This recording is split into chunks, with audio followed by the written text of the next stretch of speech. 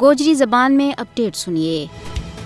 مملکت خداداد پاکستان مقبوضہ جموں کشمیر ور غاصبانہ بھارتی قبضہ کا خاتمہ کے واسطے کشمیریوں کی منصفانہ جدوجہد میں انہوں نال شانہ بشانہ کھڑا ہے۔ حکومت پاکستان اور پاکستانیہ نے اس سال بھی 5 اگست یوم استقلال کا موقع کے اوپر ایک بار پھر تحریک آزادی کشمیر اور کشمیری عوام کے نال اظہار یکجہتی کو بھرپور مظاہرہ کیا۔ کراچی دے لے گئے خیبر آزاد کشمیر اور گلگت بلتستان بلکہ پوری دنیا میں اپنا سفارتخانہ میں 5 اگست یوم استقلال منا گئے بھارت کے نال پوری دنیا کے اوپر یہ گل باندھی کر دیتی ہے کہ 5 اگست 2019 میں مودی کا طرف سے مقبوضہ جموں کشمیر کی خصوصی حیثیت کی منسوخی تھلاما۔ کل جماعتی حریت کانفرنس نے 5 اگست یوم استقلال کا موقع پر کشمیری عوام کے نال بے مثال اظہار یکجہتی کرن پر پاکستانی عوام کو شکریہ ادا کیا ہے۔ پاکستان مظلوم کشمیری عوام کی حمایت کرنا اپنا قومی فرض سمجھا ہے۔ پاکستان پچھلا 75 سالوں دے جدوجہد کرنے والا کشمیری عوام کے واسطے دنیا کا ہر فورم کے اوپر آواز جا رہی ہے۔ کشمیری عوام کے نال پاکستان کی غیر متزلزل یکجہتی کشمیریوں کا حوصلہ بڑھانے کی وجہ بن رہی ہے۔ پاکستان مقبوضہ جموں کشمیر پر ناجائز بھارتی تسلط آزادی تک کشمیری عوام کی حمایت جاری رکھے گا۔ پاکستانی اور کشمیری عوام کا دل ایک دوسرے کے نال تڑکے۔ مقبوضہ جموں کشمیر پاکستان کی شرح ہے جس نے ہر صورت میں بھارتی تسلط آزاد کرانا ہے۔ پاکستان کی محبت غاصبانہ بھارتی قبضہ کے خلاف کشمیری عوام کی جدوجہد کے پیچھے اصل